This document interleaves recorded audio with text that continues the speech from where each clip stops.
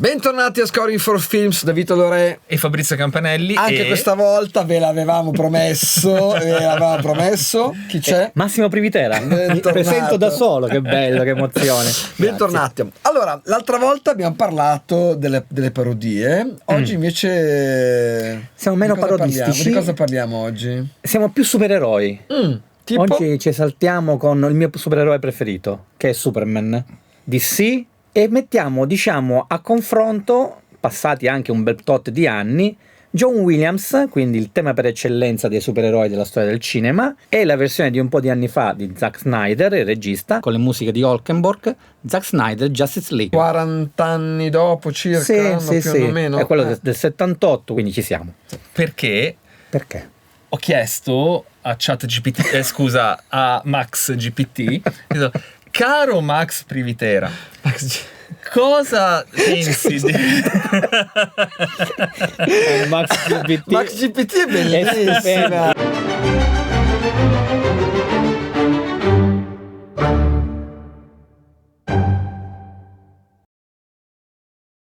Che differenza c'è tra il linguaggio di John Williams degli anni 70 e quello di Tom Holkenborg sullo stesso identico tipo di supereroe, stesso scena, personaggio, la stessa storia, perché la storia è la stessa. Ecco, quindi abbiamo un perfetto esempio dell'evoluzione e dei tempi. E caro Max GPT, i tempi sono andati meglio o peggio? Direi che a seconda la modernità del momento, forse peggio.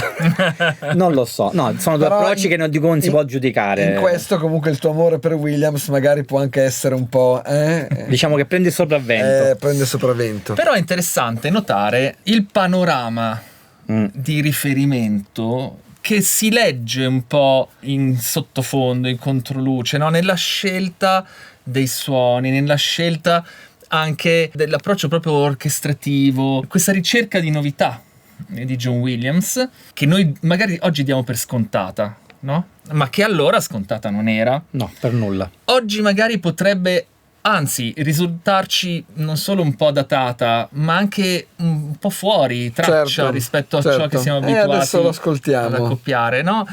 E un approccio invece molto più scuro, molto più alla ricerca del Superman non nelle sue azioni, nei suoi effetti, ma nel suo tormento interiore. Oggi non c'è supereroe se questo supereroe non ha il tormento interiore, non ha il dark inside, non ha... Bravo, tutto quello, il dark inside. Dark inside, ecco, sì, andiamocelo a vedere. Allora, per proprio capire la differenza di approccio, sia compositivo che anche ovviamente di passaggio degli anni, questa è la sequenza della Fortezza della Solitudine, chiamata così perché è il luogo in cui Clark Kent, ancora giovanissimo, scopre questo cristallo verde che era all'interno della capsula astronave col quale lui dal pianeta Krypton è arrivato sulla Terra, ma non sa che cos'è. Lancia questo cristallo che crea questa Fortezza della Solitudine, che ricrea proprio una parte del pianeta Krypton. Sì, qui abbiamo sentito un approccio che io ho definito quasi New Age, no?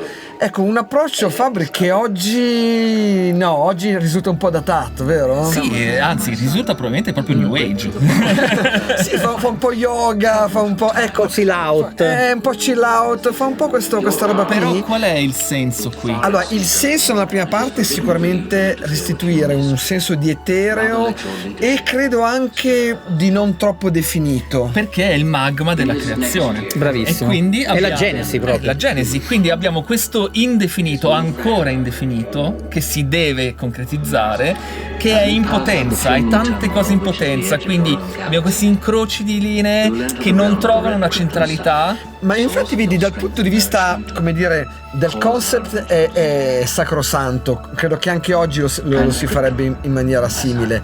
È proprio la realizzazione musicale che ci risulta un po' datata, vero? Anche sonora. Ed è strano, anche sonora. E ascoltando Williams non capita tantissime volte questa cosa. Una volta mi è capitato con AI, la parte con la chitarra elettrica. Sì, perché non è tipica di sua. Non è sua, non è il suo linguaggio, lì serviva nel contesto del film, va bene, però diciamo uno di quei casi in cui dopo può risultare un po' stonata. Comunque qui noi andiamo avanti con la genesi. Perché qui proprio Clark Kent prende consapevolezza di sé grazie a suo padre, qui Marlon Brando, che gli racconta che lui proviene da Krypton e che diventerà l'uomo con i superpoteri che salverà la razza umana.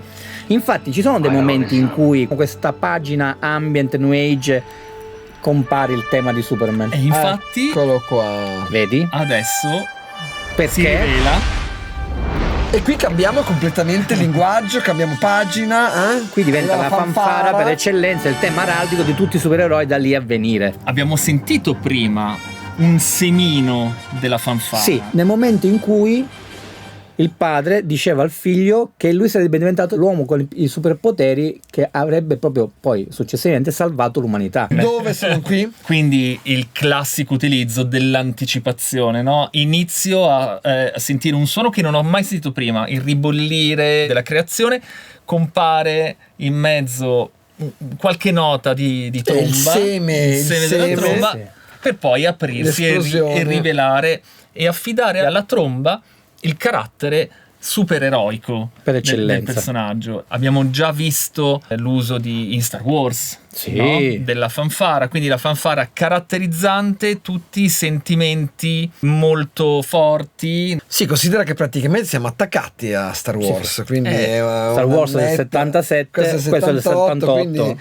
ci sta insomma che la sua visione fosse simile, insomma. Quindi questo superuomo è sempre affidato wagnerianamente agli ottoni. Sì, e perché la tromba in particolare? Perché Superman è sì un grande supereroe, ma è fondamentalmente un uomo solo. È un uomo solo, schiacciato dalla propria potenza, dai propri poteri, ma fondamentalmente è veramente un uomo che non ha una vita al di fuori del suo essere supereroe. E la tromba solista in questo caso, quali meglio una tromba solista?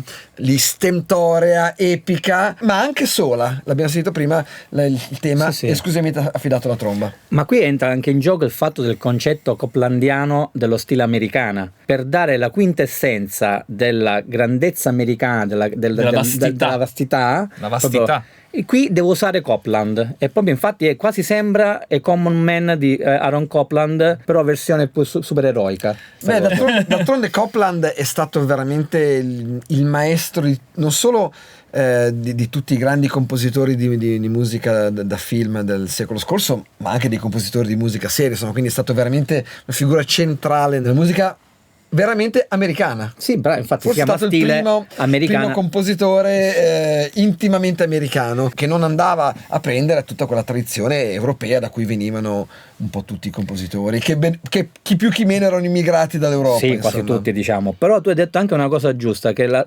tromba una soltanto, dai. No, perché tu hai detto infatti che la tromba solista poi diventa quasi alla sottolineatura della solitudine interiore di questo personaggio di Superman.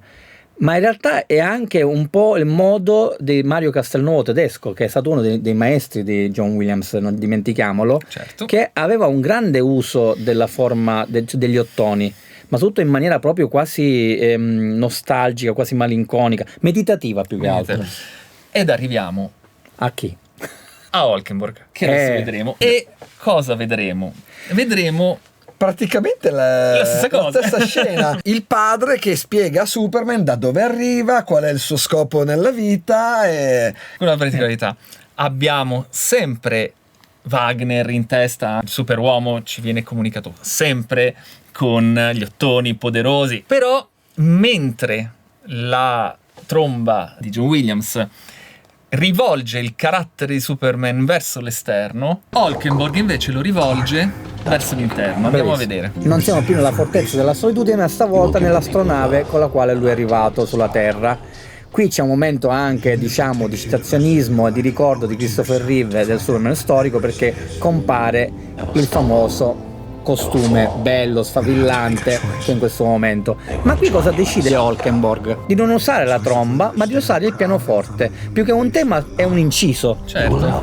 È una cellula leitmotivica che sonda quello che dicevi tu poc'anzi, l'interiorità, la sofferenza, perché questo è un Superman oscuro. Guardate, io dovrò salvare il mondo, maledizione, ragazzi, ma sono in grado. Capisci che hanno delle aspettative su di te un filo alte. È vero, è un uomo nato con una croce sulle spalle. Sì, è predestinato, che non è che abbia tutto sto piacere di farlo. Potremmo dire che è un Hulkenborg cristologico. Bravo, sì. Sai che mi hai tolto le parole di bocca? E soprattutto in questo momento quasi divinatorio in cui lui scopre di avere i poteri e di poter volare.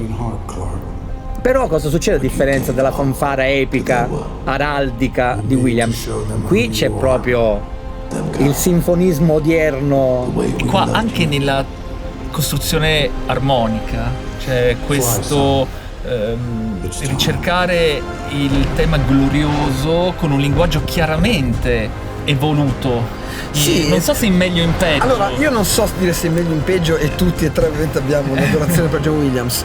Però devo dire, non ti voglio dire che mi piaccia di più questo qua, però è sicuramente più affine al gusto di oggi, su questo non c'è dubbio, e secondo me l'ha fatta benissimo, ragazzi. Sì, ma guarda, io a parte la mia passione per John Williams, però devo ammettere, non poteva esserci un tema alla Superman williamsiano, perché sarebbe andato completamente contro le immagini a contrasto. E sta benissimo per me. Il giovane Superman nell'altra scena è quasi più ignaro, quasi più ingenuo, quasi più bravissimo, ingenuo. Qui già sta macerando qualcosa dentro. C'è una certa consapevolezza, che è quello che dicevamo poco fa, il rifiuto di quella consapevolezza, perché o quantomeno la difficile accettabilità. Ne abbiamo accennato qualche volta al significato che si porta dietro un timbro rispetto a un altro. Facciamo l'esempio tipico dell'estroversione degli anni '80 del sax, no? Meraviglioso. Rispetto invece all'introversione delle colonne sonore invece recenti, che sono molto più intimiste, e quindi anche nell'approcciare la costruzione sonora della colonna sonora di oggi non si può non andare a ripescare quello che tutto il mondo esterno ci butta all'interno, e quindi dalla sicurezza, l'espressione di forza, l'orizzonte certo di prima degli anni 2000, John Williams con la fanfara ci porta a una prospettiva. Noi siamo con un Superman che salva il mondo, quindi l'orizzonte è ben delineato. Oggi invece l'orizzonte è molto poco delineato, molto incerto, non andiamo a avere una certezza del punto di arrivo, ma invece un'incertezza del punto di partenza. Allora è sempre un supereroe più umano, ok? Sì. Non è più quel semidio, è un uomo con dei poteri straordinari, delle responsabilità altrettanto grandi e anche magari delle fragilità,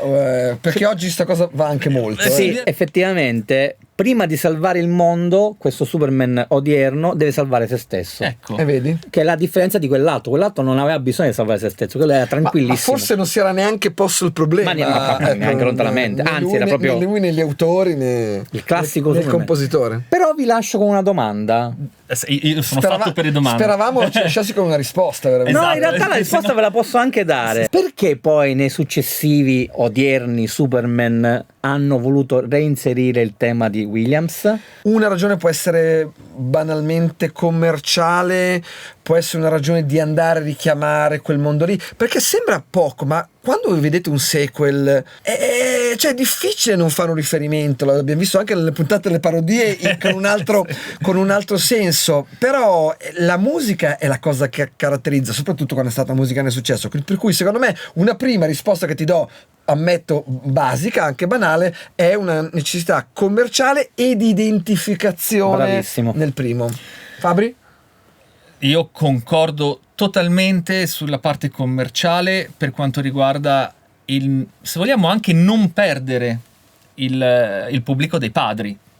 Lo facciamo vedere ai ragazzi, ok? Man of Steel, i ragazzi oggi hanno una percezione del supereroe diversa, non la nostra, quindi facciamo contenti tutti.